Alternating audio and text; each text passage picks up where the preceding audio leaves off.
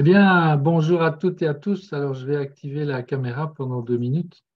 Nous sommes aujourd'hui en Belgique pour un déplacement éclair de quelques jours en famille. Et donc, ça a occasionné quelques petits soucis dans le transfert des messages. J'avais programmé l'envoi de tous les documents. Et puis, j'ai remarqué 20 minutes avant de démarrer que ça n'avait pas été fait comme prévu. Donc, c'est la plateforme qui nous donne encore quelques soucis. Certains d'entre vous sont un peu au courant. Julien, entre parenthèses, je vois que tu es là, donc je te remercie pour. J'ai vu tes derniers messages et j'ai pas eu le temps de vérifier encore puisque nous sommes en réunion familiale là depuis, je vais dire avant-hier soir. Donc, mais ça va se régler. En tout cas, on vous souhaite tous les deux la bienvenue à cette 21e semaine et on doit commencer maintenant tout doucement à vous préparer au jour où nous ne serons plus là, pour vous encourager à mettre en route les nouvelles pratiques destinées à maîtriser vos pensées. Alors, on va continuer jusqu'à la dernière semaine à vous en suggérer évidemment des pratiques, mais on vous laissera le soin d'imaginer vous-même la manière dont vous souhaiterez les mettre en place dans votre quotidien.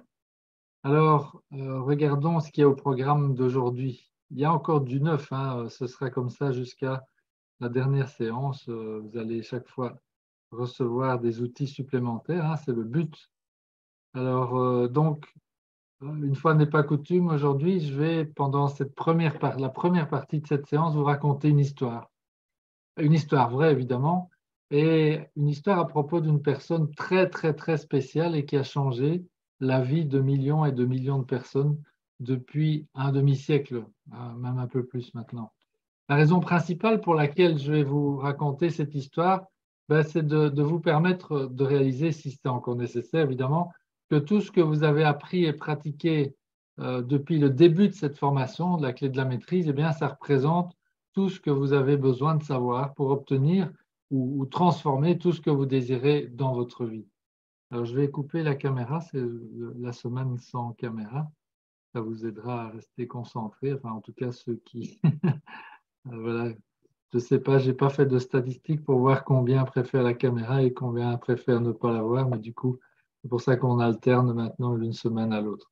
En tout cas, je reprends ce que je vous disais. À l'issue de mon histoire, là, vous allez mieux comprendre, grâce aussi aux éclaircissements de Françoise qui suivront, pourquoi les 13 richesses de vivre dans la grandeur peuvent vraiment, vraiment s'acquérir sans effort au sens strict du terme. Nous vous le disons depuis le début, notre objectif, c'est de vous aider à voir comment penser à l'endroit en devenant des penseurs autonomes.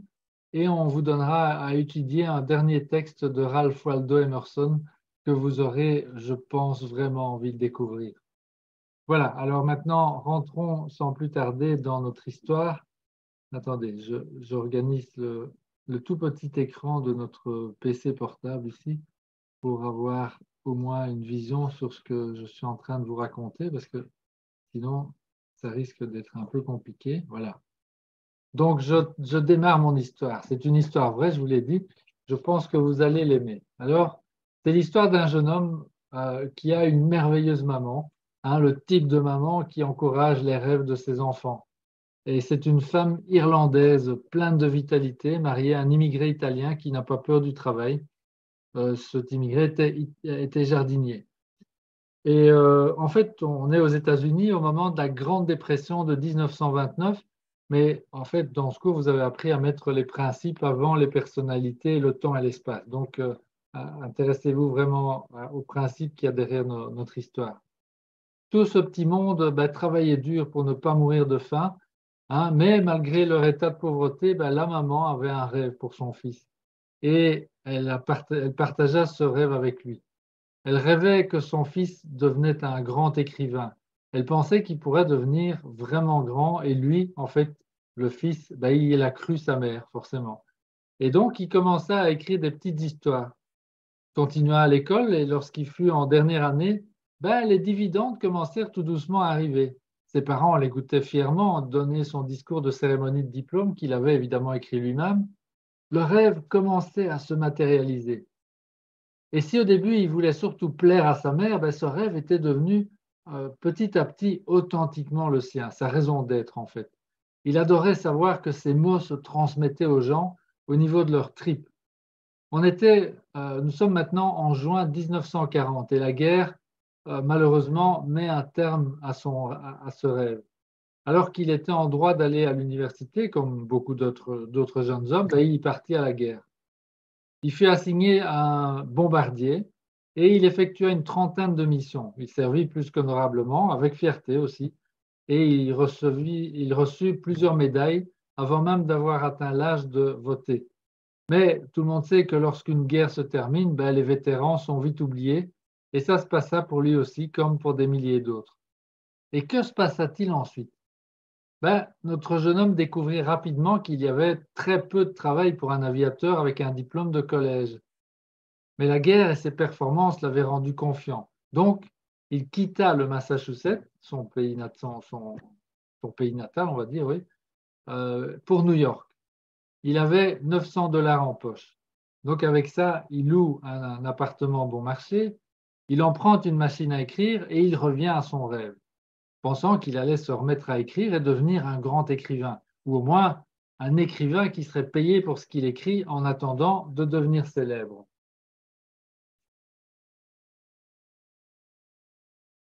Ouais, je me rends compte que j'oublie de gérer l'écran, donc ça va.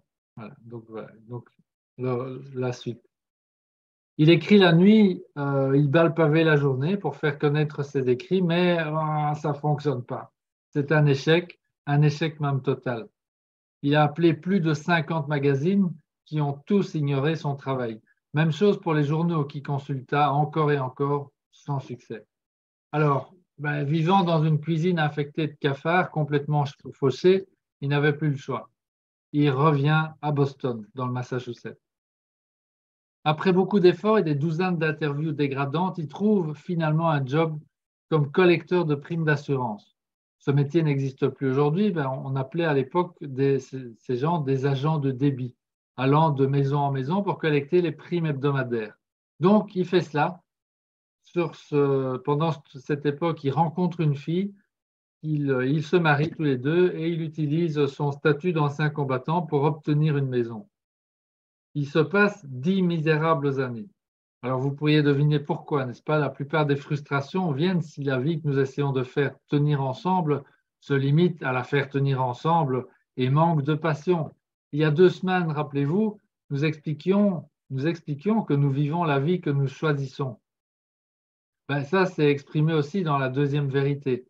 On voit clairement ici, via l'histoire de ce personnage, qu'il ne s'agit pas d'un grand choix unique, mais d'un grand nombre de petits choix consécutifs jour après jour, heure après heure, minute après minute. C'est la loi de cause à effet. Les frustrations sont des défis ou bien des obstacles lorsque nous vivons la vie que nous voulons.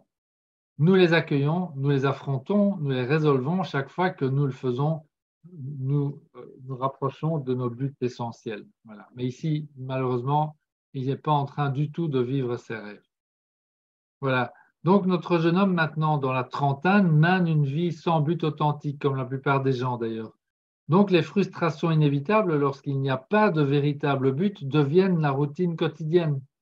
D'une manière ou d'une autre, ben, il va, comme beaucoup, vers l'autodestruction. D'ailleurs, certains d'entre nous de manière plus évidente que d'autres. Mais nous sommes tous des loups. Nous finissons par nous arracher une patte pour sortir du piège. Ce qui rend les choses confuses pour la plupart des gens, c'est qu'ils n'ont aucune idée du fait que c'est en niant leur vraie nature qu'ils font les choix qui créent le piège dans lequel ils tombent.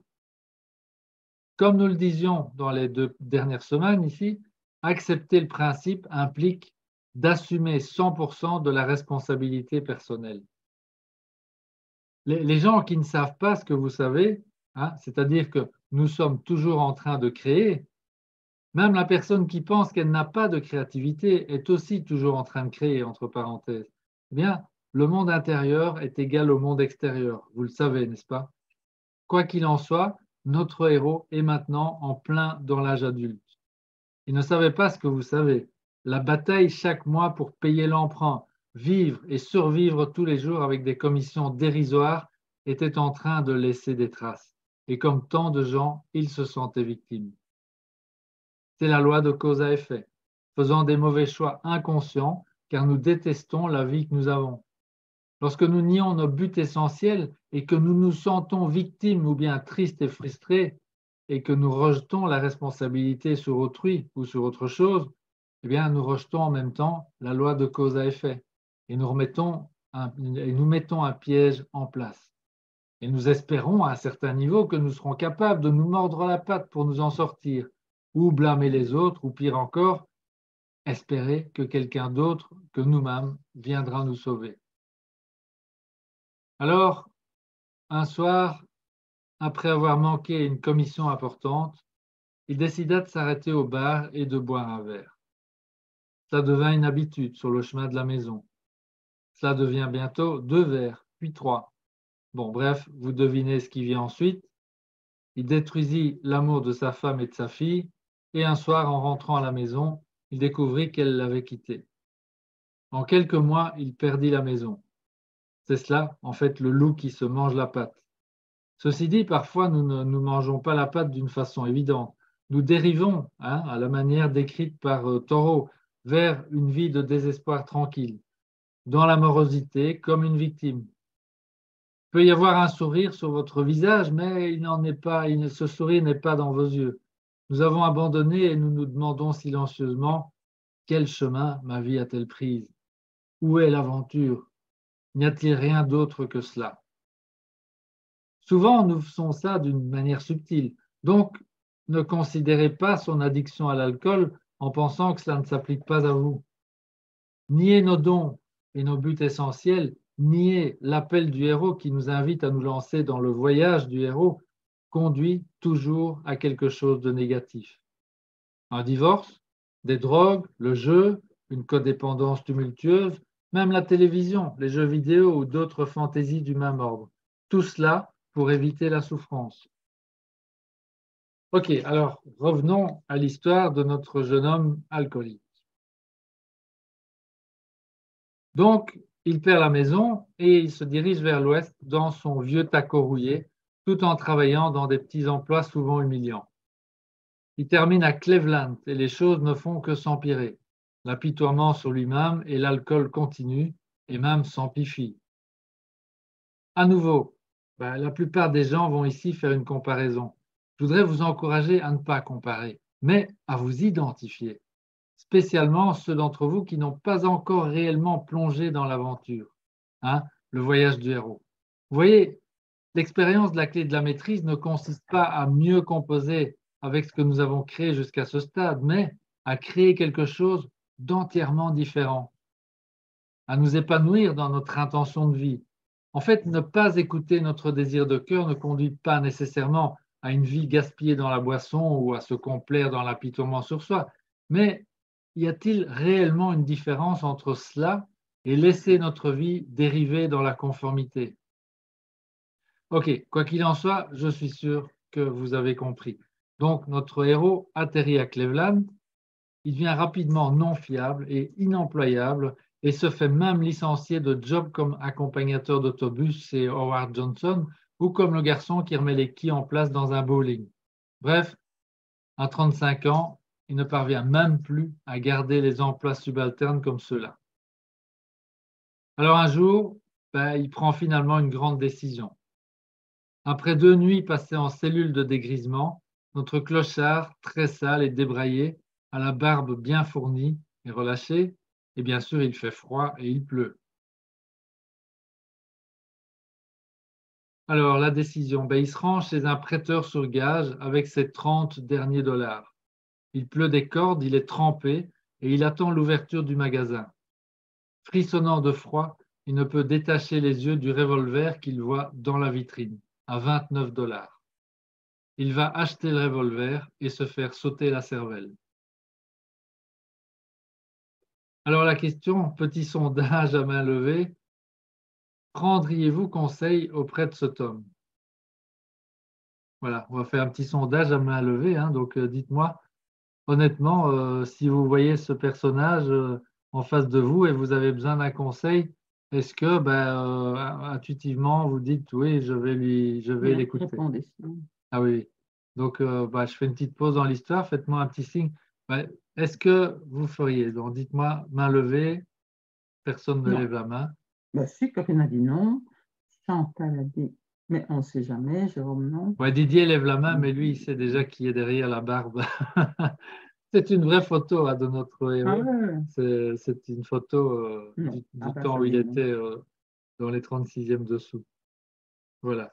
Donc, on est bien Ah oui, quand d'accord, même. hein, il est pas très Non. engageant là, comme ça.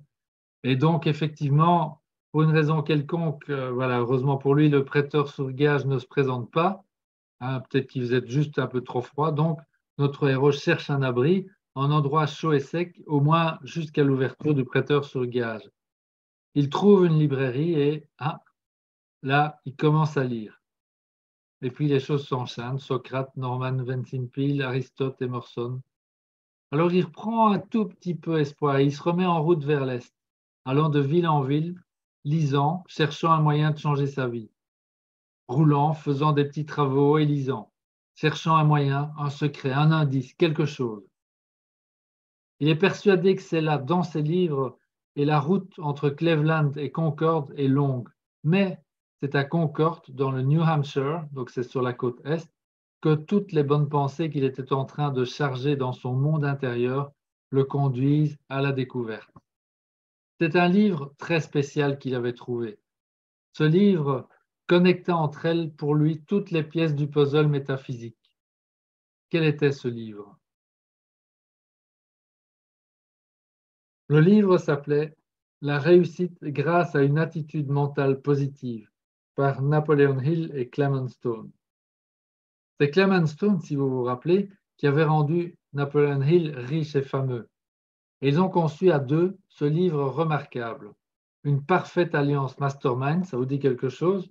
Quoi qu'il en soit, vous savez peut-être que les 20 ans de recherche de Napoleon Hill étaient basés sur le travail de Charles Haanel. Mais c'est la phrase unique de Clement Stone, vous pouvez accomplir n'importe quoi pourvu que cela ne contredise pas les lois de l'univers et des hommes et que vous êtes prêt à payer le prix. Fin de la citation. Ça ressemble à du Haanel, n'est-ce pas? Donc, Arnold nous a dit de nous aligner sur l'universel et de faire ce travail mental que si peu sont prêts à faire. Quoi qu'il en soit, notre héros écrira plus tard qu'il avait trouvé le livre différent. Voici ce qu'il écrivit. Ce livre était différent des livres de développement personnel, promettant sur leur couverture tape à l'œil des changements miraculeux dans votre vie dans les 30 jours qui suivent la première lecture. Fin de la citation. Alors, permettez-moi ici une courte digression sur deux choses. Première chose, je voudrais vraiment que vous vous sentiez convaincu au fond de vous-même que vous avez reçu tout ce qu'il y a dans ce livre, à savoir que la réussite s'acquiert grâce à une attitude mentale positive. Donc, sentez-vous bien d'avoir accepté la charge de travail depuis janvier dernier. Vous savez que c'est du matériel qui change la vie. Vous le savez par l'expérience. Et la deuxième chose, mes réserves sur l'industrie du développement personnel se situent ici. Je sais qu'on ne peut pas empêcher les gens de se faire du mal à eux-mêmes, par exemple en croyant à tout ce non-sens qu'on trouve à l'extérieur, comme de croire qu'un CD ou un week-end à 5 000 $ ou une marche sur le feu va instantanément changer notre vie. Je peux vous dire que j'ai fait tout ça et effectivement, ça ne suffit pas. Je ne dis pas que ça n'aide pas, mais c'est loin de suffire. La réalité, c'est que ça prend un travail mental dur, du style de celui que vous êtes en train de faire pour changer. Napoleon Hill l'a écrit, Clement Stone l'a écrit, notre héros l'écrira plus tard.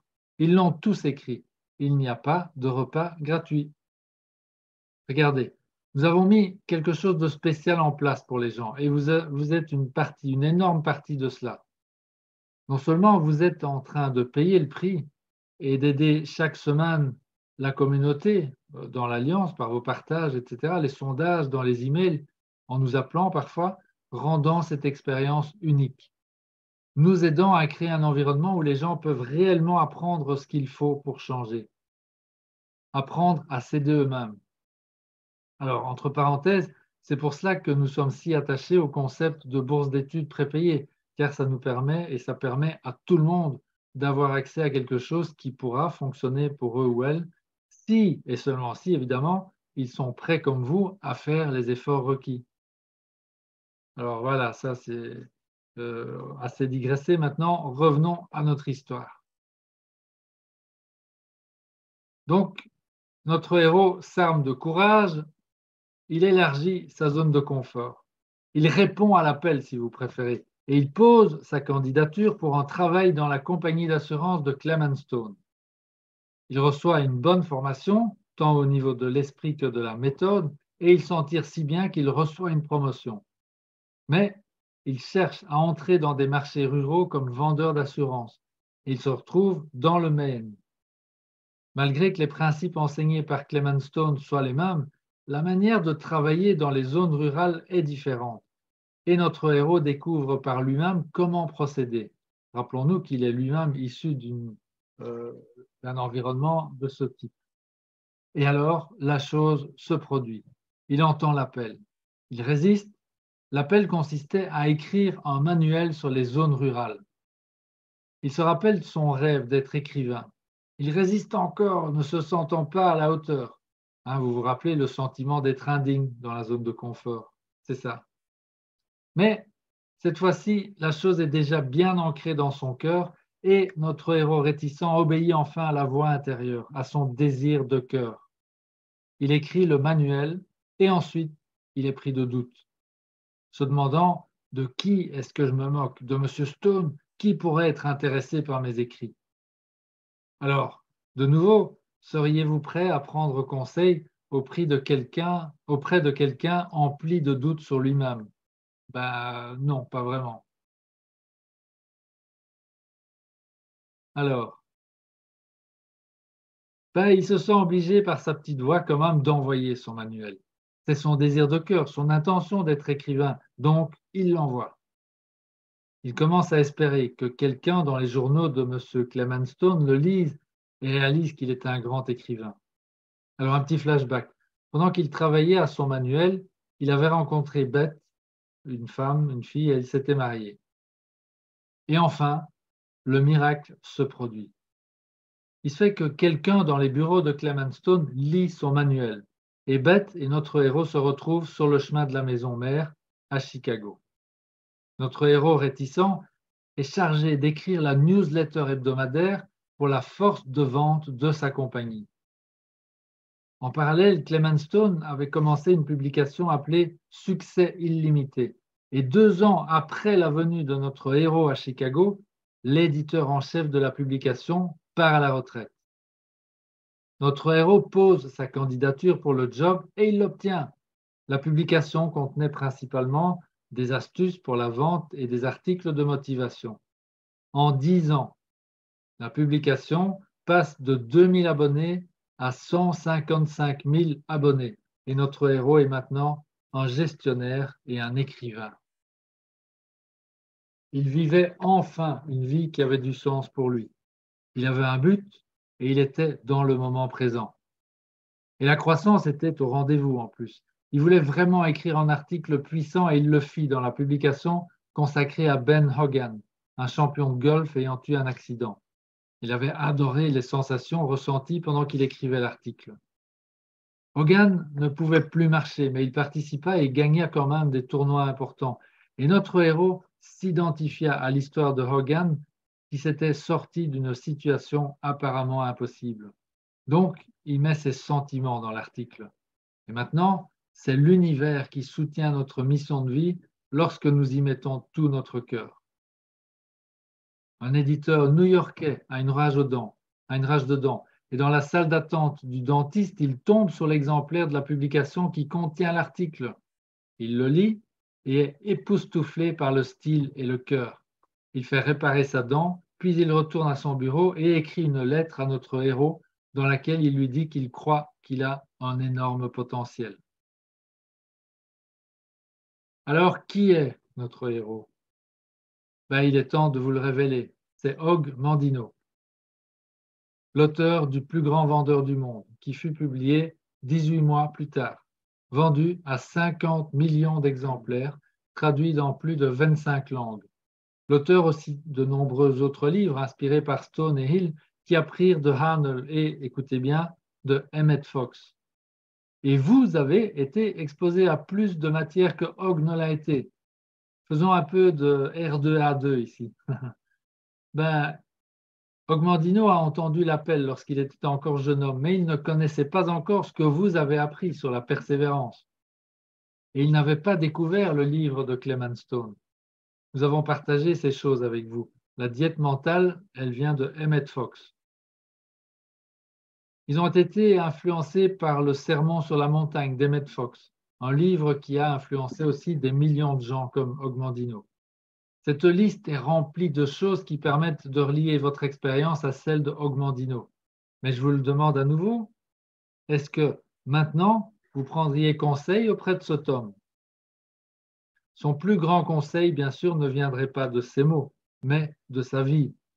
Vous rappelez-vous de cette image du trait d'union entre la date de naissance et la date de décès sur notre tombe, ce trait d'union qui définit notre vie? Vous avez entendu l'appel, n'est-ce pas? Allez-vous répondre? Je veux dire, allez-vous répondre à cet appel pour vous reconnecter une fois pour toutes à votre soi authentique? Le choix est simple. Que vous y croyez ou non n'a aucune importance. Les vies de ceux qui sont des observateurs disciplinés démontrent que cela est vrai. Soit nous répondons à l'appel, soit nous continuons à faire des choix qui finissent par nous enfermer dans le piège, jusqu'à ce que nous nous abandonnions à une vie de désespoir tranquille, ou bien que nous nous arrachions une patte avec les dents. Et pour terminer cette histoire, jetez un coup d'œil sur cette citation. Écoutez bien, ce que tu plantes aujourd'hui, tu le récolteras demain. Peu importe ce qui est planté, c'est ce qui est planté qui sera la récolte de votre futur soi. Rappelez-vous aussi la métaphore des dalles blanches et des dalles noires. Nous plantons, autrement dit, nous posons nos dalles blanches ou noires sur notre route future avec nos pensées, nos sentiments et nos émotions ressentis ici et maintenant, dans notre moment présent. Voilà, Françoise, je te passe la main. Bien sûr. Après l'histoire Alors, on va de- continuer avec le R2A2, comme tu as commencé, reconnaissance, relation, assimilation et appliquons. En fait, ce que vous aimez, non, si vous aimez ce que vous faites, vous ne travaillerez plus jamais un jour de votre vie. Et l'histoire de Gmandino, ce fameux écrivain à succès dont vous venez d'entendre l'histoire, c'est vraiment une histoire exceptionnelle. Mais moi, je trouve qu'il y a encore plus énorme chez Gmandino. Qu'est-ce qui est le plus énorme? En fait, c'est le dégoût de lui-même. C'est juste l'effort pour survivre, uniquement pour manger et boire. Et toute l'humiliation qu'il a subie quotidiennement, et aussi la douleur des pertes dans tous les domaines de sa vie. Alors, si on fait le point, mais écoutez bien ceci, il faut moins d'énergie pour réussir que pour échouer, a dit Clement Stone. Vous allez l'entendre souvent, cette phrase.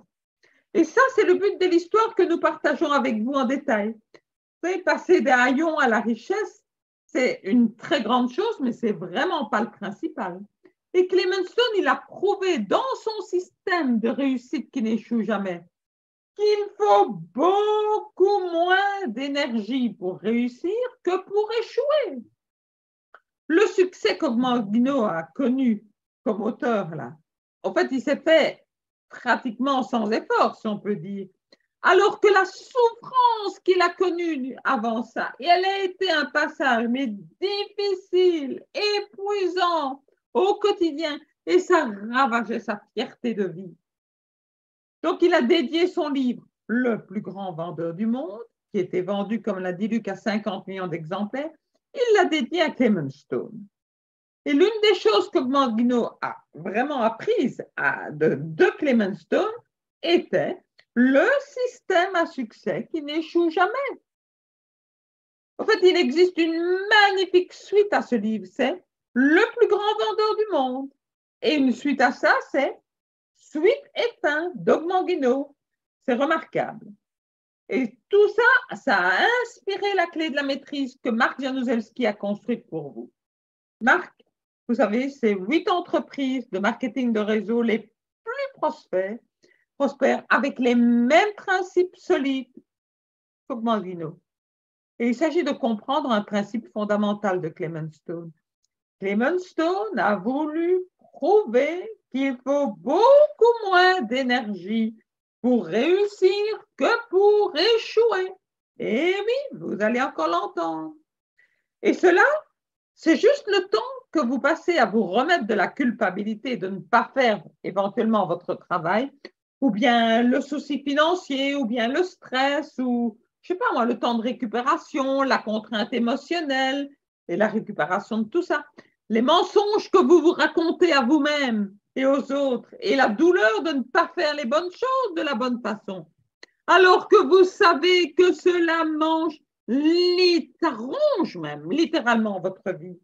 C'est déroutant. Et cela, c'est éclipsé par le temps que vous passez à vous défendre tout le temps extérieurement ou même intérieurement, et généralement même les deux. Alors, on va s'arrêter un moment. Et j'aimerais que vous réfléchissiez à un moment, juste un, où vous aviez des tâches à faire et où vous faisiez du mieux que vous pouviez sans hésitation. Comment est-ce que vous vous sentiez?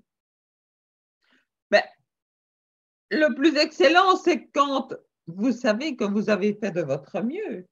Quels que soient les résultats, vous ne perdez pas de temps à vous défendre pour expliquer votre moi, pour vous détester peut-être, pour vous réprimander. Tout devient limpide. Alors repartons avec le postulat de Clement Stone. Vos efforts sont construits autour de votre vision. Donc, pour aider les gens à faire des changements sans effort, apprendre ce processus, c'est un réel défi. Mais vous êtes tous des créatures d'habitude et les petites habitudes que vous maîtrisez, mais depuis des mois, au fait, sont en fait le protocole du changement. Vous avez une vision claire et précise de votre vision avec la fameuse DBE là. Et tout ça sous différentes formes, hein? Les fiches, pose assises, le poster de rêve, l'enregistrement, etc.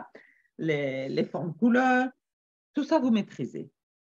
Donc, il faudra vraiment encore solidifier ces habitudes pendant les dernières semaines. Il n'y en a plus beaucoup, mais quand même. Et surtout après ces semaines.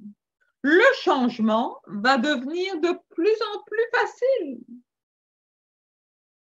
Donc, on arrive à un point important du cours ici, où vous pouvez reconnaître l'opportunité de continuer à avancer en tant que capitaine autonome de votre propre vie ou pas. En d'autres termes, c'est le moment clé, the moment clé. Aïe. Il reste que quelques semaines, très peu de semaines, mais il ne faut que quelques semaines aux personnes qui ont appris à développer de nouvelles habitudes et à s'adapter à de nouvelles habitudes, comme vous là, pour en créer de nouvelles habitudes. Donc, chaque bifurcation sur la route vous présente toujours des leçons et des opportunités pour recevoir un avantage qui vous amène à entrer dans votre grandeur ou à être englouti par les opinions des autres et la rivière des rêves ou par votre indécision. Donc, prenez la direction de la grandeur, s'il vous plaît, sans vous préoccuper des opinions des autres. L'indécision est un mauvais choix. Et ce qui compte vraiment, ce n'est qu'aujourd'hui, juste là, aujourd'hui, maintenant, aujourd'hui, l'instant présent. Ensuite, vous savez que vous êtes dans le voyage du héros, qui est le voyage de votre héros,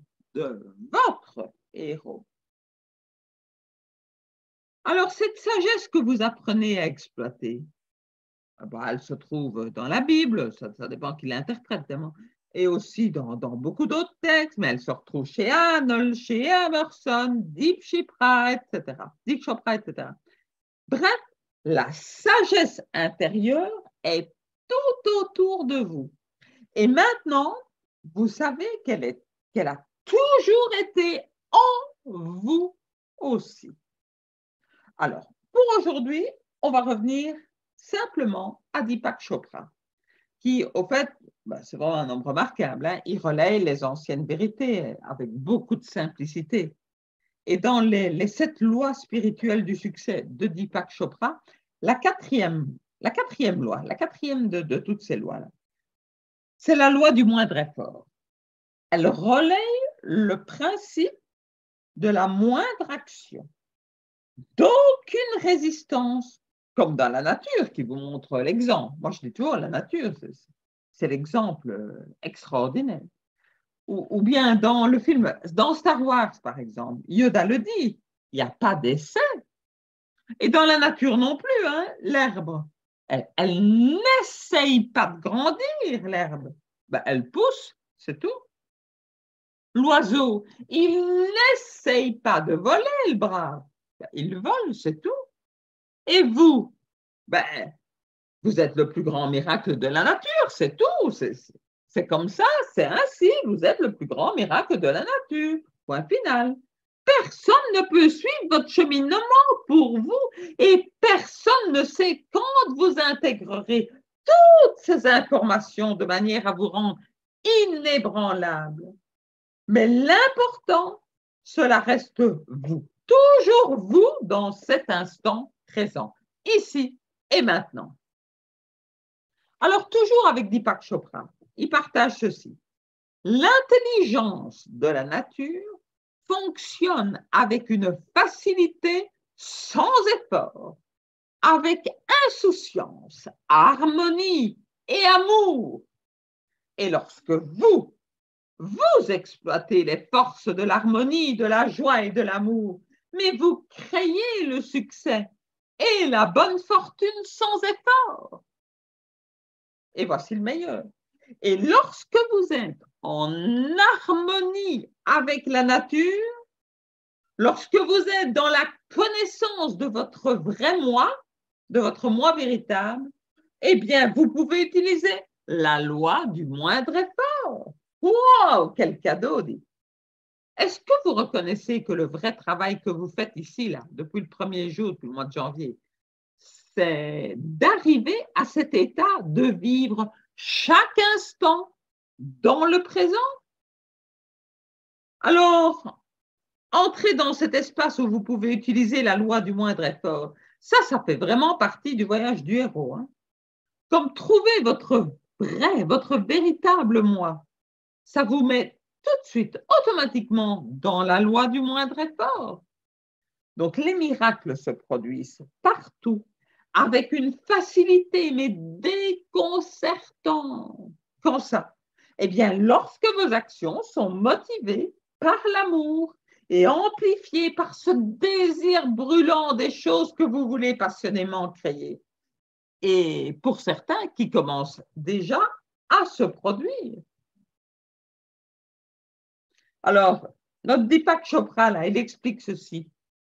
Le moindre effort a lieu lorsque vos actions sont motivées par l'amour, car la nature est maintenue par l'énergie de l'amour. Lorsque vous recherchez le pouvoir et le contrôle, par exemple, sur d'autres personnes, alors, tout simplement, vous gaspillez de l'énergie. Hein? Quand vous cherchez de l'argent ou du pouvoir pour le bien là, de votre ego, alors, vous dépensez de l'énergie à courir après l'illusion du bonheur au lieu de profiter du bonheur et de l'instant présent. Quand vous cherchez de l'argent uniquement à des fins personnelles, alors, vous coupez le flux d'énergie pour vous-même. Et voici la loi de compensation d'Emerson. Mais quand vos actions sont motivées par l'amour, il n'y a pas de gaspillage d'énergie et votre énergie se multiplie et s'accumule. Et l'énergie excédentaire que vous collectez, elle est canalisée pour créer tout ce que vous voulez, y compris une richesse illimitée. Et Deepak Chopra, lui, il parle de penser à notre corps physique comme un appareil qui contrôle l'énergie. savez, le corps physique, il peut générer, stocker ou dépenser de l'énergie. Vous êtes d'accord? Alors, chacun sait comment générer et stocker de l'énergie de manière efficace et sans effort. Reste à surveiller là le petit ego qui consomme quand même la plus grande quantité d'énergie. Hein? Mais l'ego consomme et diffuse votre pouvoir tout en vivant dans votre vrai moi, dans la personne que vous découvrez dans le silence, dans vos positions assises, qui sont probablement beaucoup plus puissantes maintenant, si vous avez déjà fait, par exemple, les 3-4 jours d'exercice du silence. Voilà, alors, on a déjà entendu Arnold parler des activités constructives et destructrices dans le corps physique. Et comment certaines activités destructrices provoquent l'accumulation de déchets et provoquent aussi l'auto-intoxication. C'est dingue, mais c'est comme ça. Les émotions négatives et les pensées de peur, vous savez, d'inquiétude, d'anxiété, de jalousie, de haine, et je ne sais pas moi, et toutes les autres sortes de pensées destructrices, ben, c'est ça qui vous rend malade. Et quand vous êtes malade, ah, mais votre énergie est en baisse. Aïe, aïe, aïe, aïe, aïe. Donc, les pensées destructrices sont basées sur l'ego et ne sont pas basées sur le fait que chacune de vos actions profite aux autres, hein, mes amis. Alors, le plus grand des remèdes, c'est quoi? Ben, c'est l'attitude mentale positive. Ses avantages, mais sont beaucoup plus étendus que vous ne pouvez le penser. Mais je pense que beaucoup d'entre vous l'ont déjà expérimenté. Et comme le dit Arnold, nous sommes un canal de manifestation de l'énergie divine éternelle. Ou bien là, dans son chapitre 21, paragraphe 27, ce que nous sommes dépend de ce que nous pensons. Ou bien, toujours au chapitre 21, chapitre 28, paragraphe 28. Vous êtes libre d'utiliser ce merveilleux pouvoir créateur à votre guise, mais vous devez en assumer les conséquences. Alors, ben, certains parmi vous, vous avez déjà fait, à mon avis, l'exercice du silence. La vérité, c'est que chacun de vous sait s'il a fait ce qu'il doit faire. Et il n'y a aucun sens à vous battre si vous ne l'avez pas encore fait. Ce serait tout à fait contre-productif. Et d'ailleurs, nous savons que certains l'ont peut-être pas encore fait, mais l'ont déjà programmé pour un moment plus propice en fonction de leur emploi du temps professionnel ou de leur vie, tout simplement. Donc, peu importe, mais faites-le correctement et trouvez votre moi authentique pour pouvoir entrer dans le courant de la vie selon la loi du moindre effort. Si vous êtes impatient de vos progrès, mais alors vous bloquez le flux. Si vous vous demandez pourquoi ça ne fonctionne pas pour vous, alors de nouveau, vous bloquez le flux. Et si vous continuez à avoir des obstacles, la raison en est que vous bloquez le flux. Donc rappelez-vous, les circonstances d'aujourd'hui sont le résultat de vos pensées passées. C'est la fameuse métaphore là, des pavés blancs, pavés noirs. Avez-vous encore des doutes sur quoi que ce soit à propos de votre DBE? Qui l'a écrit? Est-ce que c'est votre moi authentique ou bien la personne que vous pensiez être au début du cours, là, il y a 21 semaines, ou bien, je ne sais pas, ou il y a 15 semaines, ou il y a 6 semaines? Qu'est-ce que je fais semblant de ne pas savoir? Votre moi authentique, c'est exactement quels sont vos désirs les plus profonds et les plus brûlants et ce que vous êtes prêt à donner en retour. En fait, votre moi authentique, il sait qu'il y a un point où vous entrez seul dans la forêt avec votre cœur. Lorsque votre point de référence interne est votre esprit, lorsque vous êtes à l'abri de la critique Et sans peur de tout défi, vous pouvez exploiter le pouvoir de l'amour et utiliser l'énergie de manière créative pour l'expérience de la richesse et de l'évolution. Alors, Hanelpon rajoute au chapitre 21, là, paragraphe 4, penser est la véritable activité de la vie. Donc maintenant, allez, on écoute. Vous allez créer, encore créer. Oui. Vous allez créer 4 fiches. 4, et c'est pas énorme, hein? Vous allez créer 4 fiches pour vous aider à continuer, parce qu'il faut quand même aller jusqu'au bout. Et bon, vous trouverez tout ça dans le cahier de travail. Et je vous invite à les créer, peut-être pas maintenant, parce qu'il y a beaucoup à écrire sur chaque fiche, mais à les créer immédiatement à la fin de ce webinaire. C'est une façon d'appliquer le maintenant. Moi, je crois que vous exécutez déjà, hein, sans le savoir, les principes fondamentaux de la loi du moindre effort.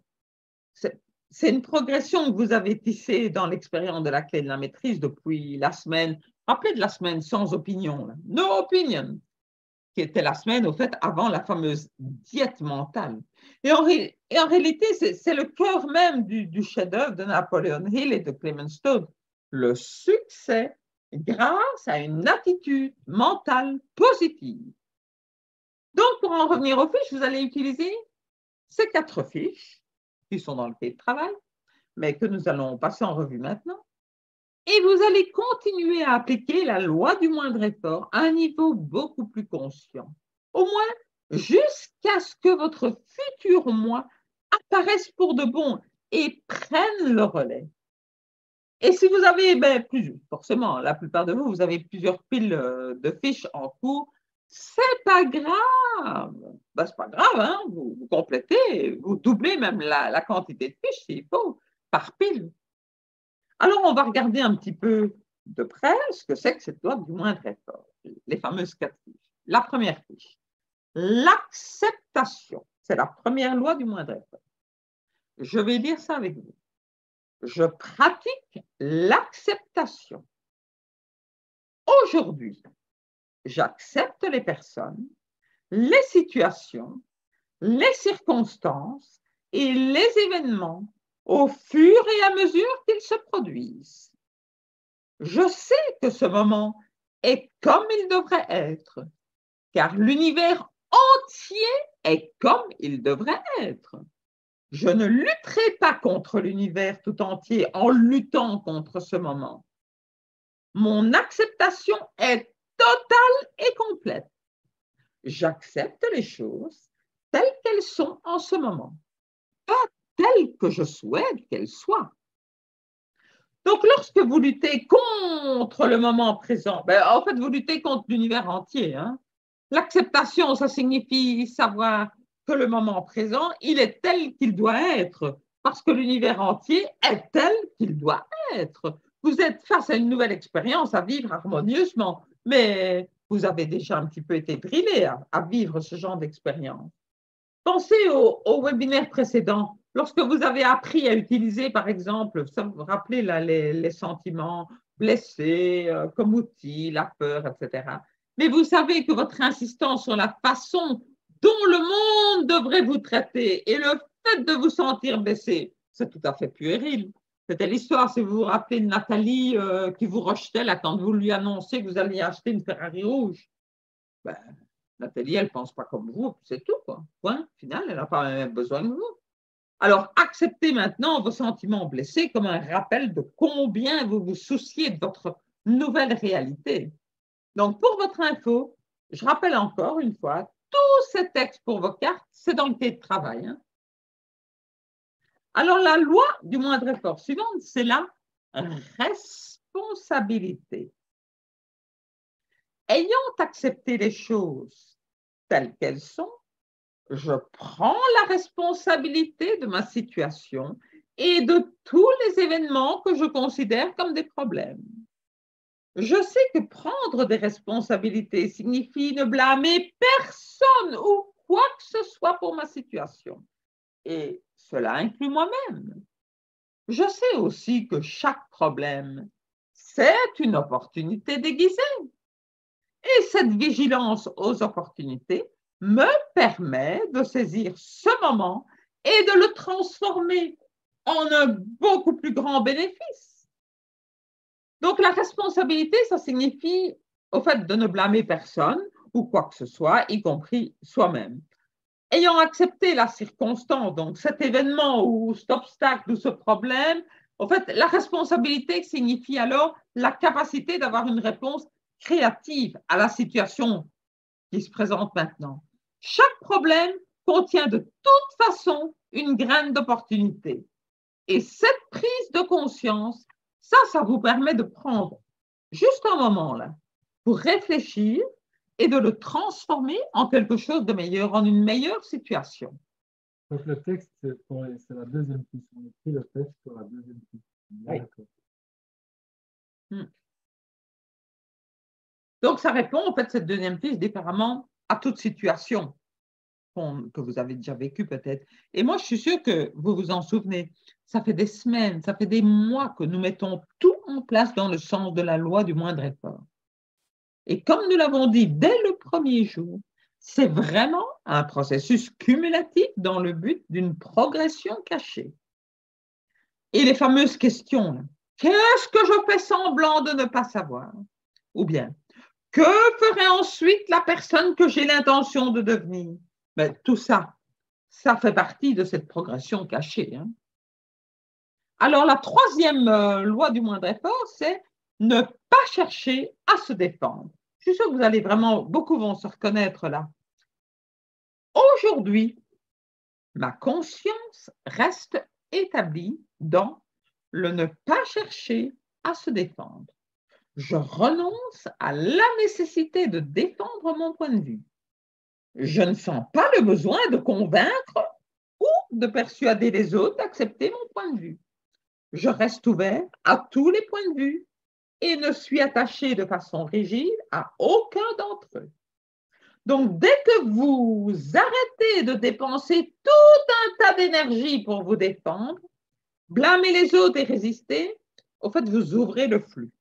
Et Deepak Chopra, il a dit, quand vous n'avez aucun point à défendre, vous ne permettez pas la naissance d'un argument.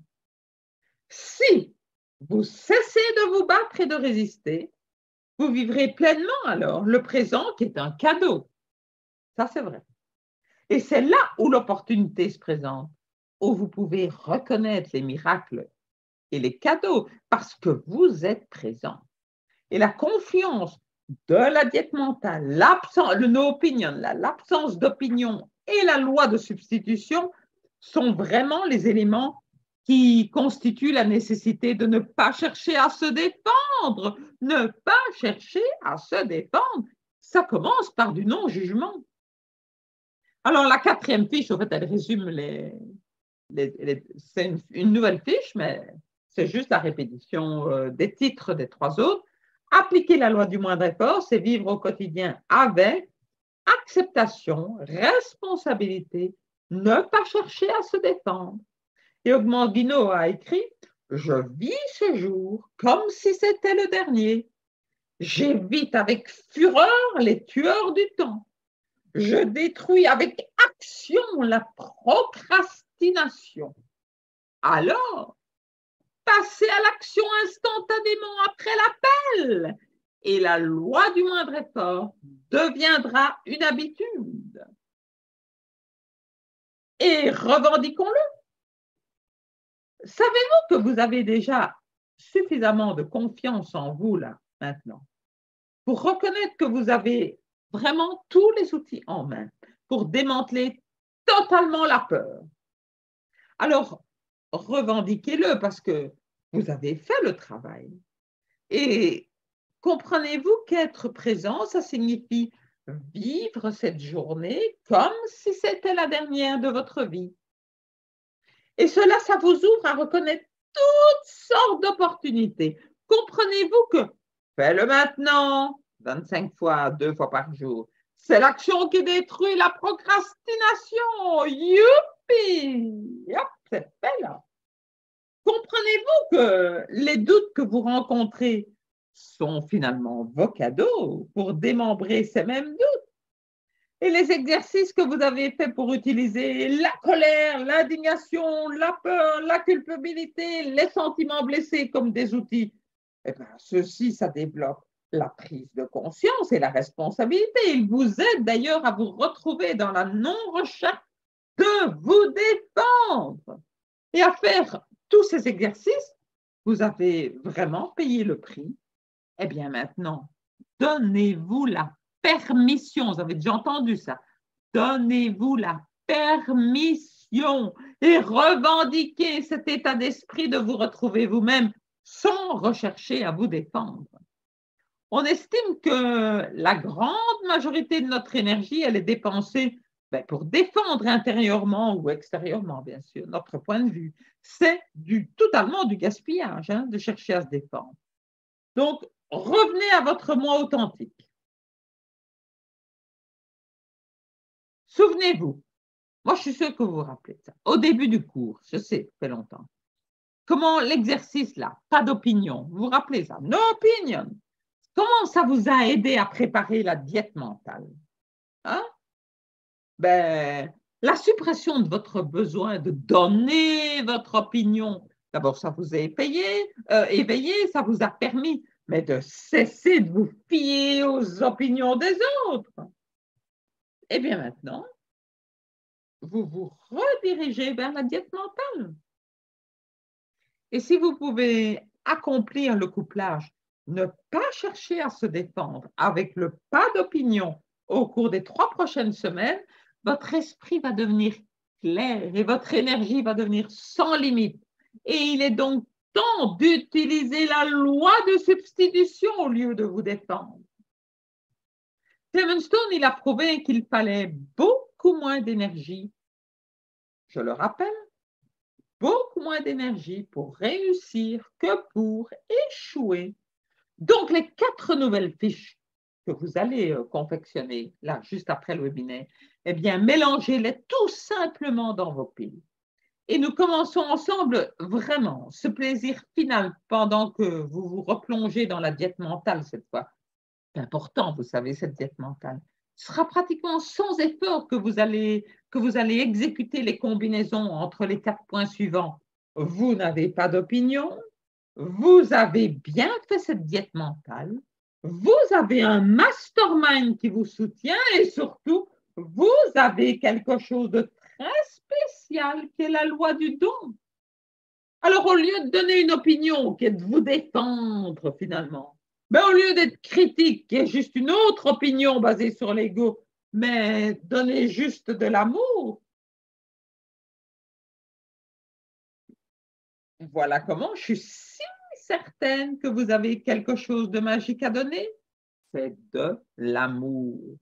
Donc, il vous reste, mes amis, 21 jours, juste 21 jours, pour maîtriser la loi du moindre effort avec cet état d'esprit merveilleux de donner de l'amour au lieu de vous défendre, de donner de l'amour au lieu de juger. L'énergie que vous créerez pour faire les changements dans votre nouvelle réalité débordera en abondance comme vous ne l'avez jamais connu auparavant. Tout ce dont vous avez besoin, c'est d'amour.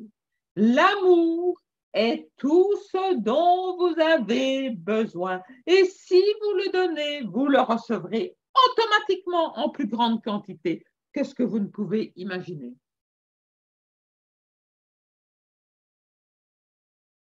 Ok, donc vous avez vu, nous avons vu ensemble que ça prend moins d'énergie de réussir que d'échouer. Et vous venez de voir la loi du moindre effort avec François. Il y a les 4 fiches à préparer, donc je vous encourage à bien le faire. Voilà, donc tout ça est vérifié, les changements se font sans effort une fois que vous avez appris et que vous avez mis en pratique évidemment le protocole. Mais attention, il y a un piège. Tout ce que nous avons partagé, tout ce que vous avez lu et pratiqué, ne sont en fait que des concepts, on va dire, au plus intéressants, sans la pièce manquante. Ah, la pièce manquante. J'espère que vous avez regardé la vidéo d'introduction. cette pièce manquante, ce qui donne la vitalité, ce qui transforme les concepts et les idées en force vitale dans votre vie, c'est cette pièce, celle qui fait la différence entre les experts en citation et les vrais héros. Voilà, les experts en citation savent parler de ces idées brillantes, mais c'est tout. Les vrais héros deviennent le changement. Ils le vivent et se fondent en lui, et ainsi deviennent le canal de changement qui inspire les autres. Alors, il n'y a rien entre les deux, hein, soit vous êtes d'un côté, soit de l'autre. Toutes les lectures, les exercices, les webinaires, tout aboutit à cette chose unique. Alors, ce n'est pas de la pression, c'est un simple choix et aussi notre désir le plus profond pour vous tous, que vous trouviez cette chose unique. On est donc arrivé à cet embranchement sur le chemin et nous voudrions tellement pour chacun et chacune d'entre vous que vous deveniez les agents du changement qui y parviennent toujours avec une mine réjouie. En anglais, c'est happy knack. Voilà, donc la question, arrivée à cet embranchement, la question est celle-ci, la seule à se poser, est-ce que je veux vraiment une vie différente ou bien est-ce que je veux simplement améliorer la vie que j'ai déjà? Posez-vous cette question et n'y répondez pas tout de suite. S'il vous plaît, réfléchissez bien avant. Car sans réflexion, tout le monde dit évidemment qu'il veut ou qu'elle veut une vie différente, mais sans vraiment comprendre ce que cela signifie vraiment. Autrement dit, si quelqu'un dit qu'il veut une vie différente, mais qu'en réalité, tout ce qu'il cherche, c'est d'être soulagé des charges qu'il a dans sa vie actuelle et diminuer son stress, ben, il ne fera jamais le vrai travail nécessaire au vrai changement. Voilà. Donc, je répète, si vous n'avez pas vu la vidéo d'introduction, de grâce, regardez-la, puisqu'il y a un petit film de 2 minutes là-dedans qui explicite ce qu'on est en train de vous dire, cette fameuse une chose. Hein, pour ceux qui ont vu la vidéo, c'est le cow-boy qui dit, voilà, tu as besoin de trouver une chose. Hein, il montre son index et son compagnon de route, à cheval, il dit, mais c'est quoi cette chose? Alors, je ne vous dis pas la suite, à vous d'aller voir la vidéo. Voilà, si vous ne l'avez pas encore vue. Et si vous l'avez déjà vue, ben revoyez-la. Moi, je la revois avec toujours un grand plaisir parce que ça enfonce le clou. Et c'est toujours hyper important, évidemment, de se rappeler ça. Hein? Donc, voyons la réponse. Oups, pardon. Voilà, vous avez besoin de trouver votre réponse, évidemment. C'est ça, en fait, la réponse hein, de notre part. Pas une réponse induite par nos propres croyances à Françoise ou moi ou à votre guide ou à d'autres, hein, ou à celle des sous-cultures et encore moins celle évidemment de la sous-culture et de la société dans laquelle vous avez grandi. Ça, c'est la rivière des rêves. Car tant que vous ne pourrez pas vous extirper de ces influences, évidemment, rien ne pourra vraiment changer pour vous. La plus grande aventure, c'est celle de la découverte de soi et la meilleure influence, c'est pas d'influence. Durant 5 mois, nous avons secrètement partagé un concept avec vous, le concept de l'autonomie et de comment pouvoir compter sur soi. Tous les outils, les lectures, les exercices ont été donnés dans un certain ordre et ont été conçus pour vous aider à vous aider vous-même à penser à l'endroit, à penser par vous-même, si vous préférez. Alors, pour vraiment décrypter la clé de la maîtrise et maximiser vos dons, vos talents, pour profiter de votre aventure et vivre votre voyage du héros avec passion, nous pensons qu'une compréhension plus profonde de tout ce que vous avez fait dans le cadre de cette CMA, même depuis 5 mois, est essentielle. Et cette compréhension, pour beaucoup d'entre vous, eh bien, vous allez la trouver dans l'essai de Ralph Waldo Emerson qui s'appelle en anglais Self-Reliance, qui veut dire une traduction approximative en français, c'est autonomie, compter sur soi, si vous voulez. Et qui est traduite, donc voilà, ça a été traduit par compter sur soi dans la version française que j'ai trouvé en fait une bonne traduction parce que bah, vous l'avez vu, hein, Ralph Waldo Emerson, c'est compliqué. Donc trouver des bonnes traductions de ces textes, c'est pas facile. Là, vous en avez une qui est bonne. Voilà, nous avons donc maintenant dépassé le stade où on vous donne des devoirs à faire, hein, combien de lectures il faut faire, pourquoi. On vous confie simplement ici ce essai d'Emerson dans l'espoir que vous allez vous en servir au mieux pour répondre honnêtement à cette question devenue cruciale. à 3 semaines de la fin de la clé de la maîtrise. Je pense que personne parmi vous ne s'attend encore évidemment à ce que lire Emerson soit facile. Donc je fais le vœu que vous comprendrez tous et toutes que son essai sur l'autonomie et la confiance en soi, c'est une carte indiquant le chemin vers l'ultime trésor, votre voix intérieure connectée à toute la sagesse de tous les êtres éveillés de toutes les époques. Voilà. Alors, normalement, ce texte, il devrait déjà être en ligne puisque je l'ai programmé avant de partir jeudi. Et donc, je vais quand même vérifier ici avant de vous, enfin, juste après vous avoir laissé, parce que comme je n'ai pas trouvé le cahier de travail qui aurait dû aussi être en ligne depuis hier, et grand, donc j'ai vu ça il y a quelques minutes, je vais vérifier soigneusement que ce texte est bien sur la plateforme. Si ce n'est pas le cas, je vous le mettrai dans les minutes qui suivent. Voilà, on est arrivé à la fin de cette session, en tout cas notre partie à Françoise et moi. Donc, il nous reste avec vous le mastermind. Si vous avez des partages, des questions ou des réflexions à faire après cette histoire de Hogmandino et la loi du moindre effort. Voilà. Donc, allez-y, je vais arrêter le partage, remettre. Oui.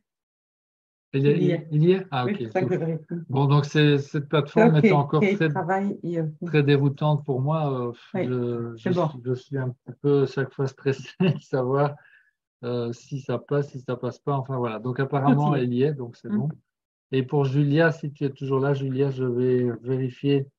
Là, ça va pas être tout de suite, mais pour demain matin, avant de rentrer à la maison, j'aurai regardé cette histoire de lien qui devient, c'est une épopée en fait. Hein. Je suis content évidemment que ton contact ait pu regarder les liens. Je vais regarder pourquoi toi, tu n'y as toujours pas accès.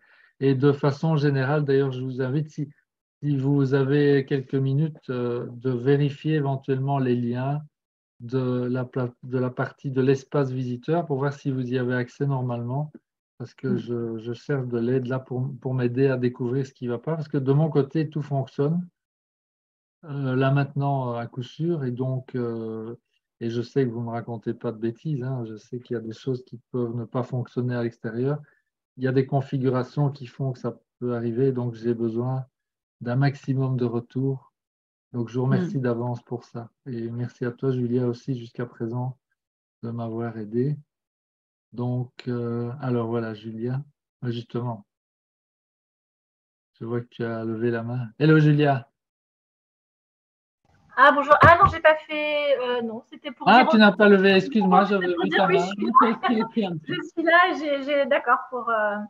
Alors, c'est marrant parce que sur mon ordi, j'arrive à lire les vidéos et pas sur toutes les applications, en fait. C'est ça le truc. Alors, tu veux dire sur le téléphone, c'est ça? Ouais, sur le téléphone. Et là, j'ai réessayé. Et en fait, la vidéo de 26 minutes, j'arrive pas à la lire. Ok. Je vais revérifier le téléphone aussi.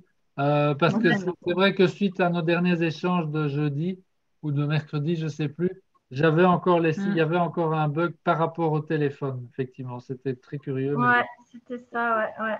Je n'ai pas pu le faire hein, jusqu'à présent. Oui, il n'y a pas. Oui. Mais bon. Ok. En tout cas, merci pour ton aide. Et de rien, merci à toi. On va finir par y arriver. Oui. À bientôt, Julia. Oui, merci. Abbas. Abbas. Hello, Abbas. Vous m'entendez? On t'entend, ouais. On t'entend. Bon, j'ai mis le micro, sinon j'enlève. C'est peut-être mieux là. Comme ça, c'est bon, on t'entend bien. Okay. Bon, bah super. J'avais une question par rapport au silence. Oui. Donc, il faut qu'on le programme. Moi, je suis en train de réfléchir pour le programmer. Dans l'exercice, c'était 1 semaine ou 2. Si on le fait après les 2 semaines, ça reste encore efficace ou parce que moi, mon emploi de temps ne me permettra pas, je pense, les deux semaines. Non, tu ne dois pas faire 2 semaines complètes de silence. Hein, non, dans les 2 semaines. Non, pas 2 semaines. Oui, ok, d'accord. Je me suis mal exprimé. Oui. Non, écoute, idéalement, c'est de le faire dans la foulée de tout de tout le travail que tu fais pour l'instant dans le cadre de la formation. Maintenant, si tu es obligé d'attendre, par exemple, le mois de juillet pour pouvoir, par exemple, prendre un congé de plus de 1, 2, 3 jours par rapport à ton employeur, ben oui, ça marche aussi, évidemment. J'ai regardé mon emploi de temps, je pense pouvoir le caler dans 2 semaines, mais ça ne sera pas plusieurs jours, ça sera certainement de 8 heures à 17 heures où je vais m'isoler pour voir un peu ce que ça fait. Donc, je pense pouvoir caler ça le dimanche 11 juin, au moins pour une première tentative. Même si c'est quelques heures, j'ai la chance d'habiter pas loin dans une forêt pour m'isoler. Très bien. Et puis, on verra après ce que ça donne. Mais c'est vrai que depuis les pauses assises, je l'ai fait avec plus d'insistance parce qu'effectivement, je mesure peut-être aussi maintenant l'importance de se retrouver seul. Donc voilà. Et puis par rapport aux fiches aussi qu'on doit faire, je n'ai pas lu encore le cahier de travail, mais donc il faut qu'on écrive et qu'on les mette et qu'on mélange dans le tas, c'est ça, hein? Voilà, c'est ça, exactement. Ouais. Et puis, tu peux aussi garder un exemplaire, surtout dans les premiers jours. D'accord. Si tu as le courage, fais-le en 2 exemplaires. Donc, tu en gardes un des 2 complets pour pouvoir les relire chaque jour, comme ça, pendant quelques jours, pour te les mettre en après, tête tu les mélanges. et puis être mélangé dans le paquet. Donc, ça, c'est une bonne pratique. Voilà. Mais donc, c'est important parce que ça permet de rappeler, parce que sinon, notre empreinte mentale, elle a tendance à nous faire oublier les choses. C'est sûr que chaque fois, on comprend l'exercice, on comprend ce qu'il y a à faire, on comprend ce qu'il y a dedans. Et le drame, c'est que si on n'a pas un mécanisme pour nous ramener tous les jours sur le sujet, ben forcément, on se déconnecte et puis on oublie. Voilà, ça, c'est ce qui arrive à tout le monde s'il n'y a pas un mécanisme en place, quoi. C'est pour ça qu'il y a les fiches et tout ça. Ok. Bon, super. Il n'y a plus qu'à regarder ça en profondeur. Je n'ai pas suivi les 7 premières minutes parce que je suis arrivé un peu en retard. Donc, je vais réécouter la rediffusion avec l'histoire de Mondino qui était fort sympathique. Ouais. Voilà. Oui, tu as entendu la santé en tout cas. Ouais. L'histoire commence avec le rêve de sa mère qui soit un grand écrivain et il prend ce rêve à son compte. C'est ça qu'on dit au début. Et puis, la vie ne tourne pas comme prévu. Et donc, là, tu as dû entendre à un moment donné la déchéance. Hein, oui, je suis arrivé au moment où sa femme le quitte. Voilà. Voilà. Mais en tout cas, si par exemple, je dis ça un peu pour tout le monde maintenant, si vous-même ou vous avez des gens autour de vous qui vivent des choses difficiles pour l'instant, sachez que c'est toujours, en fin de compte, derrière, c'est une bénédiction. Alors, c'est parfois impossible à dire à la personne qui le vit, hein, c'est sûr, quelle que soit la difficulté, quand il y a de la souffrance, parfois on n'est pas du tout en état d'entendre tout. Mais si vous trouvez les mots pour le dire, ça peut aider souvent à permettre à la personne de passer un cap difficile parce que c'est vraiment quand il y a des problèmes comme ça, des obstacles très difficiles à surmonter, qu'après les choses deviennent, comment dire, que cette loi du moindre effort se met en place parce que ça déclenche des prises de conscience et alors on change de niveau de conscience en fait et c'est ça qui est magnifique. C'est en ça qu'une une très très grande difficulté passagère dans une vie, quand je dis passagère, ça peut parfois durer très longtemps évidemment, mais c'est toujours une bénédiction pour autant que la personne évidemment parvient à s'accrocher à ce qu'elle peut pour traverser tout ça. Voilà. Et donc, nous sommes tous, vous êtes tous évidemment, pour peu que vous vous preniez vous-même en charge, chacun et chacune d'entre vous, dans vos propres difficultés, vous devenez automatiquement une lumière pour tous ceux et celles autour de vous qui vivent aussi leurs difficultés à elles. Et donc, voilà. Donc, ça donne du sens, je trouve, à tout ce que nous traversons, tout ce que vous traversez éventuellement. Et je souhaite évidemment que vous traversiez le meilleur déjà maintenant, évidemment. Voilà. Super. J'ai une petite dernière question. Alors, moi, dans mon planning, si je pense pouvoir le faire dans 2 semaines, j'avais imaginé partir et relire la clé de la maîtrise en une journée et faire quelques quelques positions assises choisies parce que j'ai chronométré. Il me faut 20 minutes pour lire chaque chapitre et peut-être 15 minutes pour... ça ne va pas être calé tout. Il me faudrait plus d'une journée. Donc, je vais choisir quelques méditations ciblées. Et dans la vidéo d'introduction, vous avez parlé du livre La réussite grâce à une attitude mentale positive de Clement Stone et Napoléon Hill. Et ce livre, vous le conseillez peut-être de prendre celui-là ou je ne sais pas si s'il existe en français, celui-là. Je n'ai pas découvert. Alors, tu sais quoi, je ne sais pas répondre à la question parce qu'en fait, moi, je lis les bouquins je lis en anglais le plus souvent. D'accord. Parfois, alors, je sais qu'il y a certains bouquins de Napoléon Hill qui sont correctement traduits, mais je serais incapable de répondre à la question. Je ne sais même pas pas du tout en français. Dans ma bibliothèque. Jérôme m'a dit pas du tout en français dans le commentaire. Donc, je vais rechercher. J'ai déjà un livre de Clement Stone et de Napoléon Hill, mais c'est un gros pavé. Et je ne sais pas si c'est celui-là, mais c'est un gros pavé, celui-là. Donc, bon, je regarderai tout ça. Ça marche. En tout Merci cas, beaucoup, en tout cas. Bonne chance pour ton silence. Et je pense que si tu le fais, ça devra t'inspirer à vouloir reproduire l'expérience en période de plus en plus longue après. Ouais, j'ai plus qu'à négocier avec ma femme. Ça marche. Oui, mais enfin, dis-lui qu'elle trouvera un mari encore sublimé après. Bon, bah écoute, merci pour l'argumentation. Merci à tous. Ouais, à bientôt, Abba. À bientôt.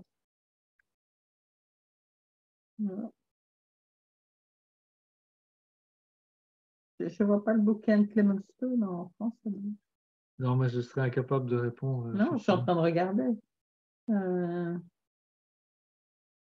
Il est en espagnol. Oui, souvent, ben oui, l'espagnol, ben c'est parce qu'il y a beaucoup d'hispanophones aux États-Unis. Je ne le vois pas. Attendez, parce que j'ai perdu ma liste de... Non, je ne le vois pas Où est-ce que vous êtes?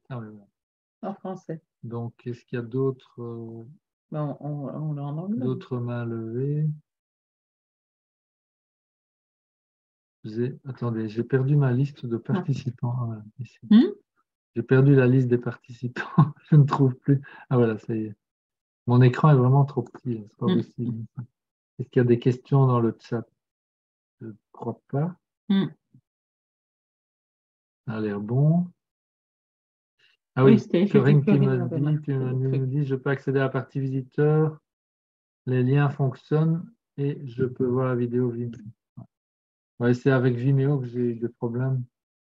Parce que je veux absolument plus que les gens, ni vous, ni personne, ne soient obligés de se faire membre de Vimeo juste pour voir une de nos vidéos. C'est très énervant. C'est ça que tu le mets sur YouTube. Mais non, j'ai commencé, mais bon, j'ai trouvé un moyen, un mode apparemment qui marche aussi avec Vimeo. Mais le souci vient de Vimeo. Oui, en partie, tout à fait, Corinne. Tout à fait. Alors, le bouquin, oui, donc Jérôme qui n'a pas... Oui, forcément, en anglais.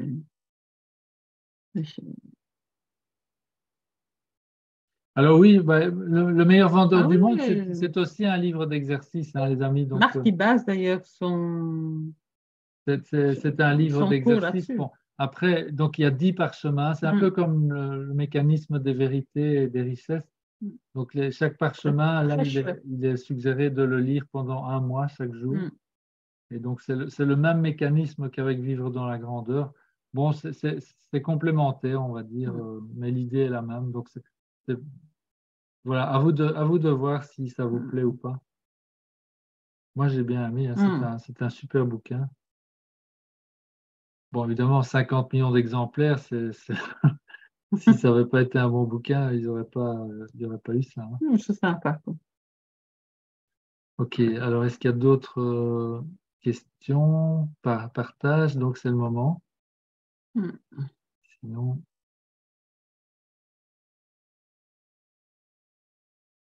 Oui, ça a l'air bien. Ok. Est-ce qu'on a encore des choses à partager? Non, mais non, on approche de la fin. On approche de la fin, hein, c'est incroyable. Il reste 3 séances. Et puis, il y aura l'événement en juillet. Et puis l'après. Ok, dernière chance. Sinon, Et puis on vous embrasse. on va vous saluer, vous souhaiter une belle soirée, une superbe semaine. Ah oui, donc on passe évidemment, je ne dois pas vous le dire, hein, c'est la 7e richesse. Et donc, normalement, j'ai aussi mis en ligne, j'ai programmé la mise en ligne à partir de ce soir de l'espace du message où on peut échanger ses expériences, ses observations de la 7e richesse. Et voilà, donc je vais revérifier que tout ça est bien en place. Eh bien, bonne fin de week-end, puisque c'est un long week-end. Voilà, profitez de votre dimanche, demain, de votre lundi. Peut-être pas chez Jérôme, hein, je ne sais pas, est-ce que c'est un jour férié chez Jérôme? Je ne suis pas sûr. En tout cas, en Europe, c'est le cas. Mais pour l'Europe, bien. Voilà. Vous aimez ça. Bien. Donc, de nouveaux messages. Oula. Non, tu vois, voilà. Ok. Non, c'est pour l'Europe. Jérôme, tu vas être obligé de bosser. Ben voilà. On pensera à toi. On est avec toi. Voilà. Belle fin de week-end, ensoleillé. À bientôt, les amis.